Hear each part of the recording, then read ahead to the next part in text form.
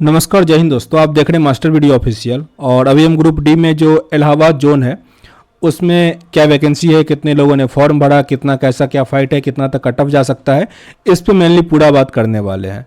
और high cut off की बात करें तो जो टॉप 4 जोन है इलाहाबाद, जयपुर, बिलासपुर और हाजीपुर, ये 4 जोन का कट ऑफ एवरेज वाले से अधिक रहने वाला है। कट ऑफ जोन है ये सब, जिसमें इलाहाबाद जो है टॉप पे आता है। अगर आप इसका देखो कि कुल सीट का तो 4730 सीट था, और ये सीट बहुत अधिक नहीं है। अगर आप पिछली बार तुलना करो तो अजमेर में इतना ही सीट था। हालांकि दोनों के जोन का काफ़ी डिफरेंस है, क्योंकि अजमेर का कट ऑफ कभी बहुत अधिक नहीं आता, जबकि इलाहाबाद, पटना, कोलकाता ये सब एक रेड लाइट जोन आता है।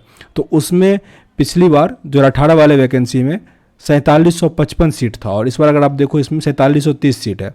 तो यहाँ पे कट ऑफ कैसा गया था, 73.73 यानी 74। हालांकि ये नॉर्मलाइज मार्क है, तो हो सकता है कम हुआ हो, 20-20 नंबर बढ़ा हुआ था, लेकिन जो भी है एक एवरेज नंबर आया हुआ था। बहुत कम कट ऑफ यहाँ का नहीं गया था। खैर, पिछली बारों से तो तुलना नहीं करना इस बार, क्योंकि सब कुछ इस बार अलग है, उतना भीड़ नहीं है इस बार।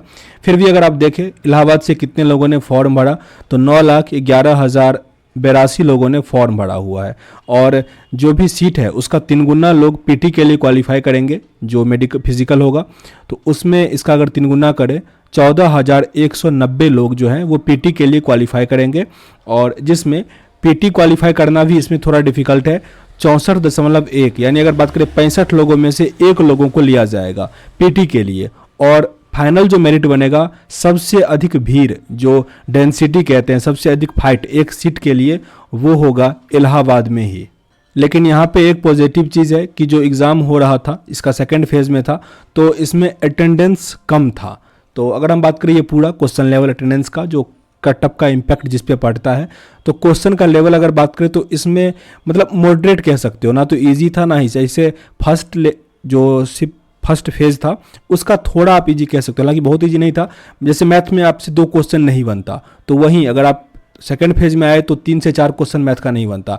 अभी क्या हो रहा है, 5 से 6 क्वेश्चन मैथ का नहीं बन रहा है, मतलब डिफिकल्ट आ रहा है। जिनको अच्छा होगा मैथ वो बना ही लेते होंगे, लेकिन एक एवरेज स्टूडेंट की बात कर रहा हूँ, तो थोड़ा लेवल बढ़ता जाता है। तो क्वेश्चन लेवल इस टाइम में ठीक ठाक था, ना ही बहुत आसान था, ना ही बहुत ये था।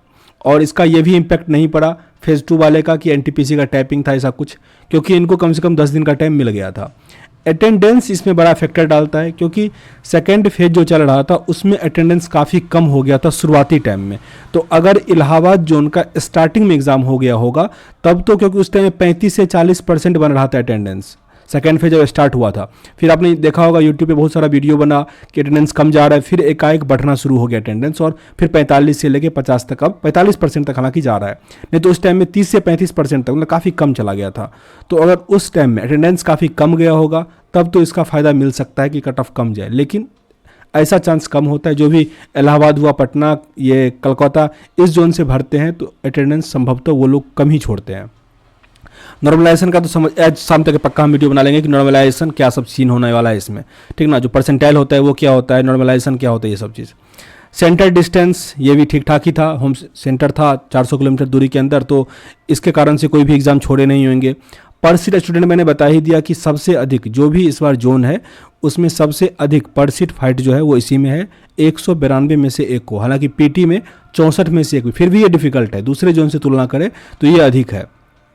और एग्जाम टाइम पे स्किल से काफ़ी इंपैक्ट पड़ता है। इसका इंपैक्ट कब पड़ता है कि जब आपका कट ऑफ क्लियर हो, और फिर जैसे 3 गुना में उसके लिए आपको आना पड़ेगा। ये अगर आप क्लियर कर लेते हो ना, जो 64 में से 1 आप चुन के आ जाओ और फिर आप पीटी क्लियर कर लो, तो फिर आपका नौकरी फिक्स हो जाता है। ये पे स्केल बहुत काम कर जाता है, क्योंकि जो भी लो पे स्केल का होता है, और अगर एग्ज़ाम में टाइम, जैसे फॉर्म भरने का टाइम और एग्ज़ाम के टाइम में लंबा डिस्टेंस होता है, तो ऑटोमेटिक जो डीवी का डेट होता है उसमें परसेंटाइल काफ़ी कम हो जाता है। बहुत कम लोग जाते हैं, क्योंकि उनको कहीं ना कहीं जॉब लग जाता है। तो इसीलिए अगर कम पे स्केल का होता है तो यहाँ पे इम्पैक्ट पड़ता है। इसीलिए पहले फोकस होना चाहिए कि आप ये तो प्रायोरिटी तो यही होता है कि सबको हमको 100 में 100 ही आ जाए, लेकिन कम से कम इसमें आने के बाद पीटी आप क्लियर कर लो तो बहुत अधिक चांस हो जाएगा कि चांस मतलब बन जाएगा होने का।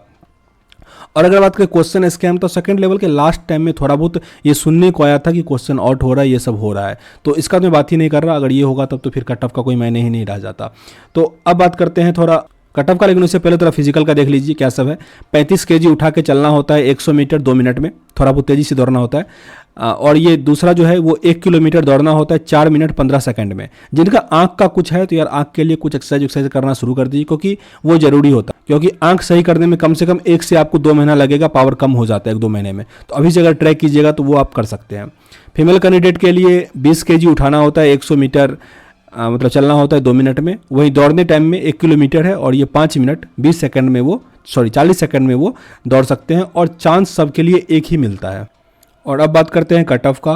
तो कट ऑफ क्या मतलब, अगर आपका इतना सही स्कोर हो रहा तो आपको पीटी का तैयारी करना चाहिए। ये स्कोर उसके लिए होता है कि आपको मतलब अपने आप को सेफ समझना चाहिए पीटी के लिए, ये एक स्कोर होता है। बहुत लोग कमेंट कर देते हैं कि कट ऑफ बता रहे हैं, ऐसा कुछ नहीं है।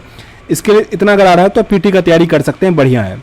जनरल के लिए यहाँ पे 67.70 थोड़ा अधिक लग रहा होगा, क्योंकि मेरे भाई सीट जितना है उससे काफ़ी अधिक फॉर्म भरा गया है, ठीक है ना। और अगर आप इतना कर रहे हैं, इसके आसपास भी जा रहे हैं, 1-2 नंबर कम भी है तो भी मतलब आप फिजिकल का तैयारी जरूर कीजिए। इसके आसपास भी अगर आप चल रहे हैं तो कम, बहुत कम है इसका, कम चांस जाने का। हाँ, अटेंडेंस अगर कम हो गया होगा तो फिर चांस बनता है, नहीं तो कम चांस है। 67 से 70, ओबीसी का 64 से 66, ईडब्ल्यूएस का 59 से लेकर 63, एससी का 55 से लेकर 57, एसटी का 51 से लेकर 53, पीडब्ल्यूडी के लिए 42 से लेकर 42 से लेकर 45, और एक सर्विसमैन के लिए 40 से लेकर 42। एक चीज़ और, ये देखिए, ये जो मैं बता रहा हूँ ये मेरा अपना, हमको ऐसा लगता है कि ऐसा होगा, लेकिन बहुत बार ऐसा होता है कि आप एग्ज़ाम दे के आते हैं तो वो क्वेश्चन का सीन कैसा है वो आप खुद समझ सकते हैं।